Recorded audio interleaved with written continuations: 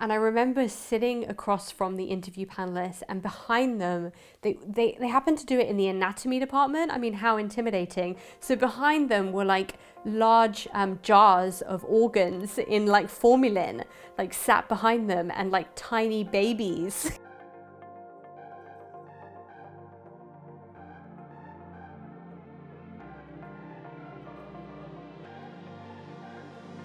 So in terms of exposure early on, I think the first thing that you have to start doing is building some experience.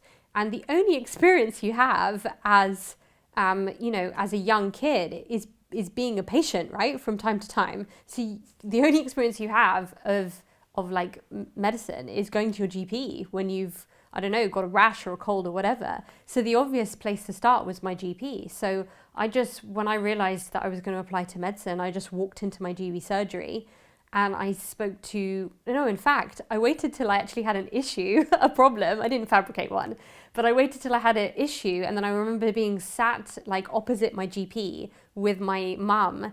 And then after the consultation was finished, just going in like a squeaky little teenage girl voice, "Can I come and do work experience here?" And she said, yeah. The first thing I remember doing was actually stepping into doing some work experience at the local hospital.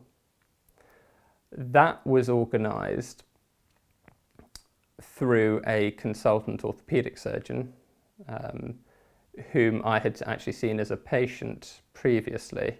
And so I think I sent him an email, possibly contacted the secretary, and that was forwarded on to the Human Resources Department of the local hospital, and they have got a work experience programme. So for me, it was actually quite straightforward to get some work experience. And all that really entailed was about a week of observing different parts of the hospital and different doctors. I did a lot of volunteer work with people with learning disabilities. I also worked for MenCap. I taught Gujarati at the local Gujarati school, so I had the language skills. What else? I tried to take part in sports. I did work experience in a nursing home. I also sat in with my GP, who let me sit in for a couple of days, which was helpful. Did I do a hospital taster? I did, yeah, one summer I did a hospital taster as well. So those are the things that kept me busy. So normally they give you a specific time frame for shadowing, maybe 2 weeks is about right. And I would say you're not in every day during those 2 weeks, you kind of pick and choose. And it's good to do some reflection in and around that, because you're going to need to start learning to write about your experience soon. So I think it's good to take a pad and a paper and write down your thoughts in real time when you're in this thing, but about 2 weeks. And from that, I think I was able to organise a further week of work experience. But I was doing all this aware that it was sort of something that needed to be part of your application process to apply for medical school. So I knew that to do medicine you had to do, for A-level, you had to do 2 science subjects at least, and that you had to get a certain level of them. I think it was 2 A's and a B or something. Did chemistry, biology, maths. I loved chemistry, I loved biology. Maths I did not love, but I only did maths because you had to, or it was one of the preferable A-levels. It wasn't necessary to do medicine. Chemistry was necessary, that was mandatory. So I had to take extra tuition for maths. So I used to have a tutor that used to come to my house. I did not enjoy maths. I did maths pure in statistics. So I really worked hard for that. Yeah.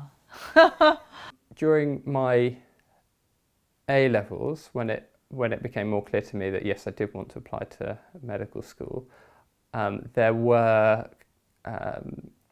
medical school kind of preparatory courses to help prepare you just for the application process.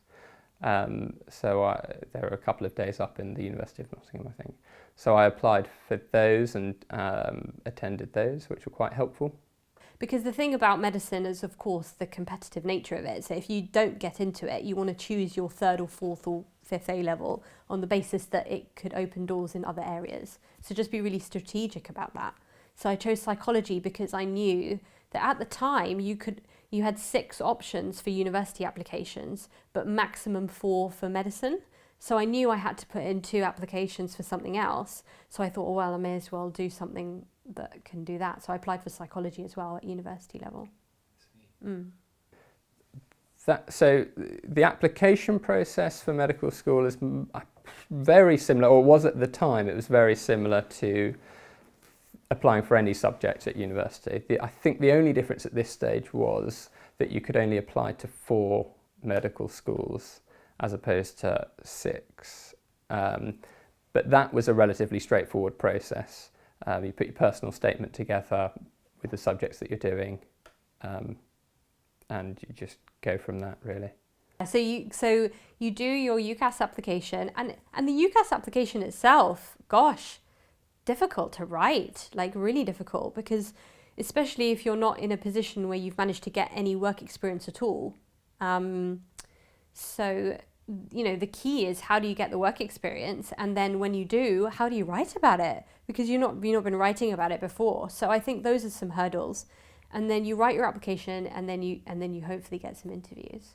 I remember sort of thinking, how can I make my UCAS form make me look good? Some people were like, you know, swimmers for their league or swimmers for their team or I didn't county, I didn't have any of that. So I was working with what I had. And Duke of Edinburgh was something that someone had mentioned to me, and I thought, well, that would be a good one to do, because you then fulfill a lot of things, don't you? So you're like outdoorsy, orienteering, that sort of thing. Out of 4 applications, as I said, for medical school, I got 3 interviews. And I really wanted to stay in London. And the only interview I passed was for Bristol, University of Bristol. And boy, am I glad. Oh my gosh, would I recommend going outside of your home city for university? But University of Bristol was the only one that accepted me. But the interviews were so radically different, actually, between the universities. I mean, what was nice was the University of Bristol's interview was the most pleasant. And then when I got the acceptance letter, I just thought, yes, this is where I want to go, because it's the people that made me feel most comfortable. I applied to do medicine in Sheffield, Southampton, St George's in London, Queen Mary's in London. Was it just 4? Yeah, because I had an interview at 3. I got the offer at St George's. I didn't go to Sheffield interview because I'd already got the offer. I went for the interview at Queen Mary's, and I was quite relaxed and confident because I think I'd already had the offer. So it was just for practice. I don't even know why I went. And Southampton rejected me because Southampton don't do interviews. They just give offers on the basis of the UCAS form. So that one was a bit of a surprise to me. I thought, they rejected me just on the UCAS form. But maybe I did well on the interview at St George's. So those were the 4 places I applied to. And I just applied for medicine. I didn't have a backup. I didn't have a plan B. I just wanted to go with medicine because that's what I wanted to do. So there was no point in being sensible and having, for me, a backup. I was going to cross that bridge if I got there. Well, then it becomes whether or not you get an interview at the medical schools. So I applied to, the 4 that I applied to were Cambridge, Nottingham, Newcastle and Leicester. And I got an interview at Cambridge and Newcastle, not Nottingham, and an interview at Leicester. And I found the interview process very difficult. I think I didn't perform well. And in fact, the reason why I think I did get offered a place was because for Leicester, I was actually waiting all day for my interview slot and was absolutely exhausted by the end of the day before I went in for the interview, which meant that I was far less nervous and was able to actually converse with the interviewer much better than I was able to for my other 2 interviews. So it felt like a much more comfortable process. And, you know, surprise, surprise, that was the one that offered me a slot. Pick, you know, the most prestigious medical school, right, in the UK. So, I mean, obviously Oxford and Cambridge are up there. I didn't apply for those, and there's reasons for that. But some of the most prestigious would be Imperial and UCL, I would say, still today for medical school. And so I didn't get a UCL interview, but I got an Imperial interview. And I remember sitting across from the interview panelists, and behind them, they happened to do it in the anatomy department. I mean, how intimidating. So behind them were like large jars of organs in like formalin, like sat behind them, and like tiny babies, you know, of like in these little formalin jars that were like sat behind them. And it was this like dingy little place, you know, downstairs, no windows.